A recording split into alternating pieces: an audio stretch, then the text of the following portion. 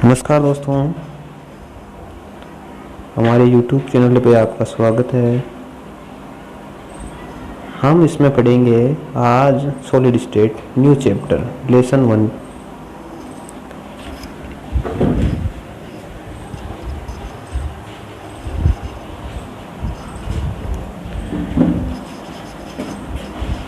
तो हम सबसे पहले सॉलिड स्टेट किसे कहते हैं ये परिभाषा देखते हैं कि द्रव्य यानी होता है पदार्थ। तो यानी कि पदार्थ की वह अवस्था जिसमें अवयवी कण में होते हैं अणु, परमाणु या आयन। यानी कि अवयवी कण में तीनों हो सकते हैं, या तो अणु हो या परमाणु हो या आयन हो।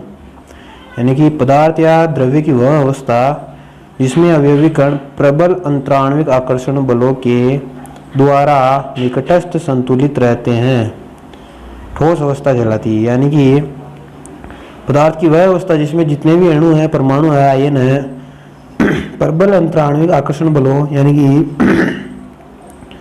अणु यानी कि दो अणुओं के बीच का जो आकर्षण बल होता है, अलग अलग दो अणुओं के बीच का, वो प्रबल यानी मजबूत होता है। यानी दो अणुओं के बीच का जो आकर्षण बल होता है वो मजबूत हो, और दोनों के बीच के आकर्षण बल के द्वारा दोनों अणु पास पास रहते हैं, तो उसे ठोस अवस्था कहते हैं। यानी कि ठोस अवस्था यानी कि जितने अणु जितने पास पास होंगे वो उसकी ठोस अवस्था कहलाती है। ठोस अवस्था मतलब हुआ पत्थर हुआ, कोई भी हुई, लकड़ी हुई, तो उसमें अणु इतने पास होते हैं कि उसमें बिल्कुल कम गैप होता है। तो उसके बाद हम देखेंगे ठोसों के अभिलाक्षणिक गुण। तो ठोसों के अभिलाक्षणिक गुण 4-5 प्रकार के हैं। पहला गुण होता है ठोसों का कि ठोसों के द्रव्यमान, आयतन एवं आकार निश्चित होते हैं। यानी कि द्रव्यमान कितना भार है उसका, और उसके अंदर कितना आयतन भरा जा सकता है, उसका आकार कितना होता है, वो एक निश्चित होता है ठोसों में। दूसरा होता है इसके गलनांक व क्वथनांक उच्च होते हैं, और इनकी अंतराण्विक दूरी न्यूनतम होती है। यानी कि अंतराण दो अणुओं के बीच की जो दूरी होती है वो न्यूनतम होती है, बिल्कुल कम होती है। अब जितनी न्यूनतम होगी उतना ही पदार्थ सॉलिड होगा। तथा इनके अंतराण्विक आकर्षण बल प्रबल होते हैं, जितने बहुत ज़्यादा मजबूत होते हैं, इसलिए ये कठोर होते हैं। ये कठोर एवं संपीड़े होते हैं, यानी बहुत ज़्यादा टाइट होते हैं, सॉलिड होते हैं। और संपीड़े यानी होता है कि मारते ये टुकड़ों में बदल जाते हैं, यानी कि टुकड़े हो जाते हैं, चकनाचूर हो जाते हैं। ठोस अवस्था होती है वो। ठोस अवस्था में कणों का प्रवाह संभव नहीं होता है, यानी कि कण बहते नहीं है उसमें पानी की तरह, एक जगह रहते हैं, स्थिर रहते हैं। यद्यपि गलित अवस्था में ये संभव होता है, यानी कि पानी गलित अवस्था पानी हुई तो उसमें ये जो कण होते हैं ये गलित अवस्था में होते हैं, यानी कि एक स्थान से दूसरे स्थान पर जा सकते हैं, आ सकते हैं। तो ये ठोसों के अभिलाक्षण गुण हो गए 4-5 प्रकार के, यानी कि द्रव्यमान, आयतन, आकार निश्चित होता है, गलनांक क्वथनांक उच्च होते हैं, इनके मध्य आकर्षण बल जो होता है वो प्रबल होता है, मजबूत होता है, अंतराण्विक दूरी बहुत न्यूनतम होती है, ये कठोर संपीड़े होते हैं। ठोस अवस्थाओं में कणों का प्रवाह संभव नहीं होता है और गलित अवस्था में संभव होता है। तो हम इसमें देख लिए, आज परिभाषा देख लिए, यानी कि जितने अणु, जितने परमाणु, आयन हैं, इनके जो अणु होते हैं जितने पास पास होंगे, जितने ज़्यादा निकटस्थ, तो उसकी ठोस अवस्था कहलाती है। अब देखेंगे हम विभिन्न बलों के आधार पर ठोसों का वर्गीकरण, यानी कि बल के आधार पर, यानी कि फोर्स कितना है, प्रबल है या फिर दुर्बल है, उसके आधार पर हम देखेंगे कि ठोस कितने प्रकार के होते हैं। तो ठोसों के अवयवी कणों के मध्य अंतराण्विक बलों की प्रकृति के आधार पर 4 श्रेणियों में बांटा गया है। 4 श्रेणियाँ, यानी कि 4 प्रकार के बल के आधार पर ठोस अवस्थाओं को 4 भागों में बांटा गया है। यानी पहला होता है आणविक ठोस, दूसरा होता है आयनिक ठोस, तीसरा धात्विक ठोस, और चौथा होता है सहसंयोजक या नेटवर्क ठोस। तो हम पहला देखेंगे कि आणविक ठोस होता है वो क्या होता है। आणविक ठोस इस प्रकार के ठोसों के अवयवी कण अणु होते हैं, यानी कि आणविक यानी होता है अणु, यानी कि जिस ठोसों में अणु होते हैं अवयवी कण के रूप में, यानी कि कण जो होता है उसमें इकाई होती है अणु, यानी कि ये ठोसों के अवयवी कण होते हैं वो अणु होते हैं। जिनके अणु परस्पर दुर्बल वन der वाल बलों या हाइड्रोजन बंधों के द्वारा जुड़े होते हैं, यानी कि इनके दुर्बल वन der वाल बल, यानी कि थोड़े से कम होते हैं बल, थोड़े कम मजबूत होते हैं, या हाइड्रोजन बंधों के द्वारा जुड़े होते हैं, यानी कि H बॉन्ड। इन्हें पुनः निम्न प्रकार से वर्गीकृत किया गया, यानी कि आणविक ठोस होते हैं वो भी 3 प्रकार के होते हैं, यानी कि आणविक ठोस 3 प्रकार के होते हैं। आगे पहला आता है अध्रुवीय आणविक ठोस, यानी कि जो ध्रुवीय नहीं होते हैं, अध्रुवीय होते हैं, यानी कि अभी इसमें देखेंगे हम इस प्रकार के ठोसों के अणु अध्रुवीय होते हैं तथा आपस में परिक्षेपण बलों अथवा लंदन बलों के द्वारा बंधे होते हैं, यानी कि अध्रुवीय अणु होते हैं उनमें लंदन बल पाया जाता है। ये मुलायम एवं मजबूत विद्युत के कुचालक होते हैं, यानी कि मुलायम होते हैं और विद्युत के कुचालक होते हैं, इनमें विद्युत प्रवाह नहीं की जा सकती, ये थोड़े मुलायम होते हैं, इन्हें इधर उधर मोड़ा जा सकता है। जैसे इसके उदाहरण देखते हैं अपन, आर्गन हुआ, हीलियम हुआ, ठोस हाइड्रोजन हुई, ठोस Cl2 हुआ, ठोस I2 हुआ, ठोस कार्बन डाइऑक्साइड हुई, और ठोस कार्बन डाइऑक्साइड को बोलते हैं हम शुष्क बर्फ या ड्राई आइस। CCl4 हुआ, कार्बन टेट्राक्लोराइड। दूसरा इसका प्रकार होता है आणविक ठोस का, वो होता है ध्रुवीय आणविक ठोस, यानी कि पहला होता था अध्रुवीय और दूसरा होता है ध्रुवीय, यानी कि पोलैरिटी वाला। इस प्रकार के ठोसों के अणु ध्रुवीय होते हैं तथा इनमें अपेक्षाकृत प्रबल द्विध्रुव द्विध्रुव अंतःक्रिया होती है या अनोन्य क्रिया होती है। ये भी विद्युत के कुचालक होते हैं और मुलायम होते हैं। विद्युत के कुचालक और मुलायम होते हैं, ये भी पहले मुलायम थे और कुचालक थे, ये वाले भी अध्रुवीय जो अणु होते हैं वो भी, और जो ध्रुवीय अणु होते हैं वो भी विद्युत के कुचालक होते हैं और मुलायम होते हैं, यानी कि दोनों की प्रकृति सेम होती है। तीसरा आता है इसका हाइड्रोजन आबंधित आणविक ठोस, यानी कि इसमें लंदन बल पाए जाते हैं ध्रुवीय में, दूसरे में होते हैं वो ध्रुवीय अन्योन्य क्रियाएं होती है, और जो तीसरा होता है हाइड्रोजन आबंधित आणविक ठोस, उसमें जो बंध होता है वो हाइड्रोजन बंध होता है। यानी कि इस प्रकार के ठोसों में अणुओं में हाइड्रोजन और फ्लोरीन, ऑक्सीजन अथवा नाइट्रोजन परमाणुओं के मध्य सहसंयोजक बंध होते हैं, सहसंयोजक बंध होते हैं तथा ये अणु प्रबल हाइड्रोजन बंधों द्वारा एक दूसरे से बंधित होते हैं। यानी कि हाइड्रोजन बॉन्ड होता है इसमें स्ट्रॉन्ग, बहुत ज़्यादा स्ट्रॉन्गली हाइड्रोजन बॉन्ड होता है इसके अंदर, हाइड्रोजन आबंधित आणविक ठोस के अंदर। यानी कि ठोस के प्रकार पढ़ रहे हैं हम, आणविक ठोस का तीसरा प्रकार है ये हाइड्रोजन आबंधित आणविक ठोस में जो बॉन्ड के अंदर जो फोर्स होता है वो हाइड्रोजन फोर्स होता है, वो भी बहुत ज़्यादा स्ट्रॉन्ग। प्रबल हाइड्रोजन बंध द्वारा एक दूसरे से बंधित होते हैं। ये कमरे के तापमान पर वाष्पशील द्रव अथवा मुलायम ठोस के रूप में पाए जाते हैं। अब ये भी जो होते हैं ये भी होते हैं मुलायम होते हैं, ये भी वाले।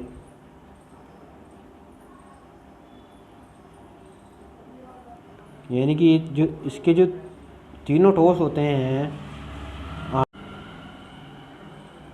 जो तीनों प्रकार होते हैं ध्रुवीय, अध्रुवीय और जो हाइड्रोजन आबंधी होता है, इसके अंदर जो तीनों होते हैं वो मुलायम होते हैं और विद्युत के कुचालक होते हैं। यह आपको ध्यान रखना है। यानी कि जो आणविक बॉन्ड होते हैं,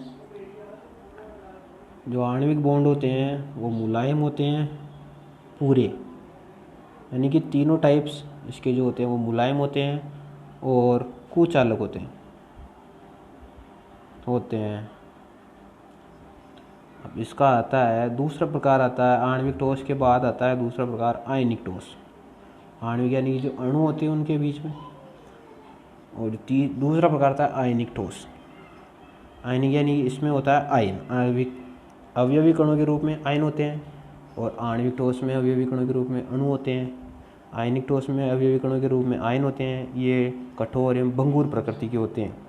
अब भंगुर प्रकृति इसका मतलब होता है कि जैसे हुआ कोयला हुआ, अब कोयला हुआ इसको जब हम पीटते हैं या इस पर मारते हैं तो ये छोटे छोटे टुकड़ों में बदल जाता है, छोटे छोटे टुकड़ों में, यानी कि चूरा हो जाता है इसका, या चूर्ण बन जाता है ये। तो ये भंगुर प्रकृति कहलाती है पदार्थ की। कठोर होते हैं ये भी, यानी कि ठोस है।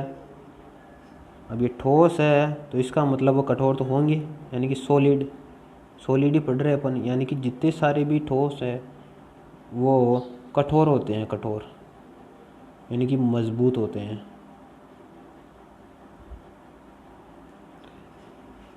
इनमें धन आयन एवं ऋण आयन, यानी कि धन आयन यानी कि होता है प्लस और ऋण आयन यानी नेगेटिव माइनस, प्रबल विद्युत आकर्षण बलों से बंधित होते हैं। यानी कि इनके अंदर भी स्ट्रॉन्ग, बहुत ज़्यादा स्ट्रॉन्गली प्रबल विद्युत आकर्षण बल होता है, यानी कि बहुत ज़्यादा स्ट्रॉन्ग फोर्स होता है इसके बीच में भी।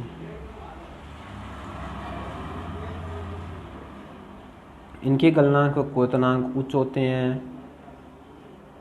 ये ठोस अवस्था में विद्युत के कुचालक होते हैं, क्योंकि आयन स्वतंत्र नहीं होते हैं। अब जैसे ये हुआ कि ये जो होते हैं ये ठोस अवस्था में विद्युत के कुचालक होते हैं, और जबकि आयन है परंतु गलित अवस्था में ये जल में घोले जा सकते हैं या घुलते हैं या विद्युत का चालन करते हैं गलित अवस्था में। यानी कि जो ठोस होते हैं, सॉलिड होते हैं, उनके अंदर जो अणु होते हैं वो बिल्कुल पास अटैच्ड होते हैं, बहुत ज़्यादा पास होते हैं। तो इनके बीच में जो ये जो गैप होता है ये बिल्कुल कम होता है। गैप, ये वाला गैप जो होता है ये बहुत कम होता है। और जो पानी होता है इसमें अणु थोड़े दूर होते हैं, इतने से दूर होते हैं। तो इसके बीच में जो ये होता है ये गैप बढ़ जाता है थोड़ा, ये गैप बढ़ जाता है इसके बीच में ये वाला। तो ताकि ये जो होता है ये ठोस होता है, ये ठोस फॉर्म में घुलता नहीं है या विद्युत का कुचालक होता है। यानी कि अणु दूर नहीं जा सकते, इनके बीच में प्रबल बॉन्ड होता है। और जबकि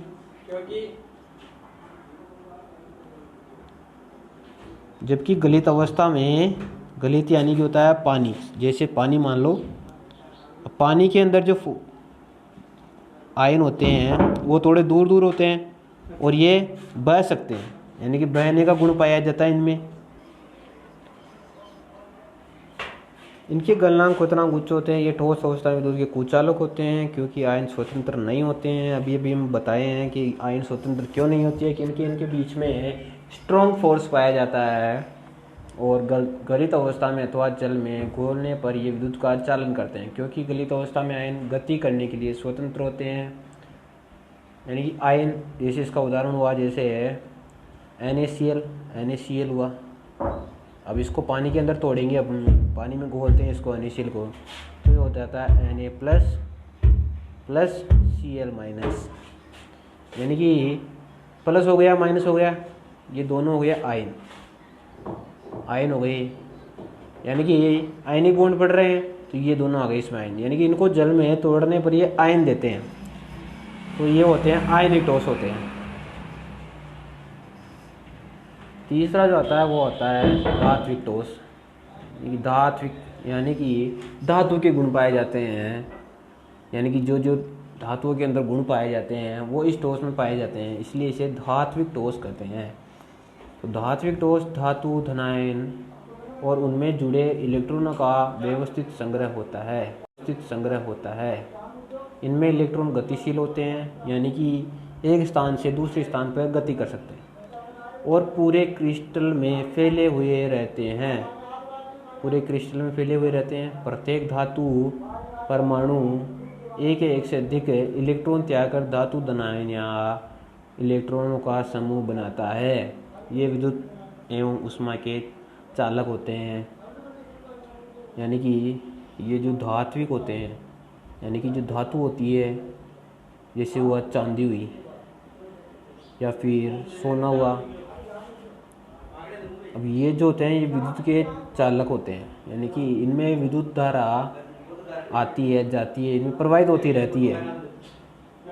अब धातु के अंदर प्रवाहित होती है तो यानी कि धात्विक ठोस है, इनकी प्रकृति धात्विक प्रकार की है। अब धातु आ गई इसमें, तो धातु यानी कि ये भी ऊष्मा का चालक करते हैं या विद्युत का चालक करते हैं, दोनों। यानी कि ये गर्म भी होते हैं और विद्युत का चालन भी करते हैं, यानी कि दोनों प्रकार के पाए जाते हैं इसमें। तथा इनमें धात्विक चमक के लिए ये इलेक्ट्रॉन उत्तरदायी होते हैं। यानी कि जो इसमें धात्विक ठोसों के अंदर जो चमक होती है, यानी धातु के अंदर भी चमक होती है, इनमें जो चमक होती है वो मुक्त इलेक्ट्रॉन के कारण होती है। इनके अंदर जो इलेक्ट्रॉन्स पाए जाते हैं इसके कारण इसमें होती है चमक होती है। समझ में आ रहा है? यानी कि इन मुक्त व गतिशील इलेक्ट्रॉनों के कारण ही धातु आघात वर्धनीय एवं तन्य होती है। अब ये धातुओं का जो दो गुण आते हैं इसमें, एक तो आता है आघात वर्धनीय, एक होता है तन्य।